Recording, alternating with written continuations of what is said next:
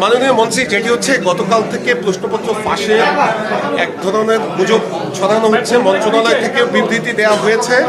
আপনারা এখন পর্যন্ত কতজনকে আটক করতে পেরেছেন এবং এটা আসলে কি চিহ্নিত করতে পেরেছেন? ধন্যবাদ আপনার প্রশ্নের জন্য।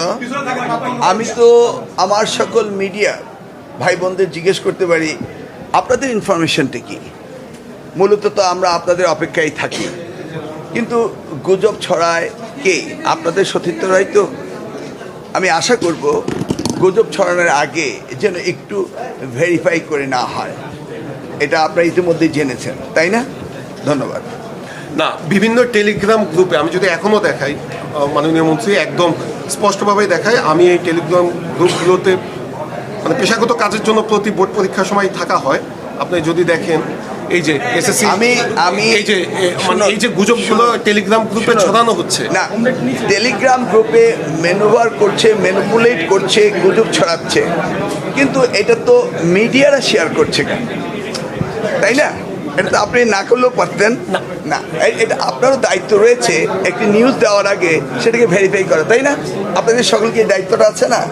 আপনাদের দায়িত্ব পালন করেন। আর আমরা আপনাদের কথায়, আপনাদের শুনে আমরাও সচেতন রয়েছি, আমরাও এগুলিকে দেখছি এবং আইনগত ব্যবস্থা আমরা নিচ্ছি। নেওয়া হয়েছে, নেওয়া হবে, হচ্ছে, হবে। তবে গুজব যেন না ছড়ায় সেই জন্য আপনাদের প্রতি আমার আহ্বান রইল। স্টুডেন্ট এবং অভিভাবকদের কি বলে আপনি আশ্বস্ত করবেন? পরীক্ষাটা যাতে ভালোমতো হয়, কিভাবে আশ্বস্ত করবেন? আমরা তো ননস্টপ বলে যাচ্ছি যে আমাদের সকল চেষ্টা রয়েছে সুন্দর পরিবেশে সুন্দর পরীক্ষা নেওয়ার জন্য, এবং এই গুজবে না কান দেওয়ার জন্য আমরা অনুরোধ করছি। বিশেষ করে আপনারা মিডিয়া যদি সচেতন হন তাহলে এটা হতো না। পার্টিকুলারলি কালকে কি একটি মিডিয়া এটা করেনি? পার্টিকুলারলি এই মিডিয়ার কি দায়িত্ব ছিল না এটাকে ভেবে দেখা, খুঁজে দেখা, সত্যতা যাচাই করা? আর ফেসবুকের উপর নির্ভরশীল হতে হবে না। ফেসবুক তো হয়ে গেছে ইনস্ট্যান্ট কফির মতো, তাই না? ইনস্ট্যান্ট বেরোচ্ছে, ইনস্ট্যান্ট মন্তব্য হচ্ছে, আমরা তো এটা দেখতেই পাচ্ছি। কফি তো খেতে একটু সময় লাগে, ঠান্ডা হতে হয়, কিন্তু তা তো হচ্ছে না।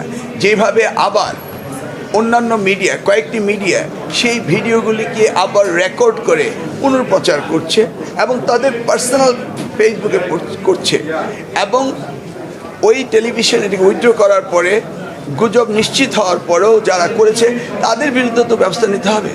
সকলকে সচেতন হতে হবে, তা না হলে এই বিষয়গুলো চলতেই থাকবে এবং ছাত্রছাত্রীরা ক্ষতিগ্রস্ত হবে। আমি আশা করব যে এই ক্ষতিগ্রস্ত আমাদের কারণে যেন না হয়। আপনাদের সকলের সহযোগিতা কামনা করি।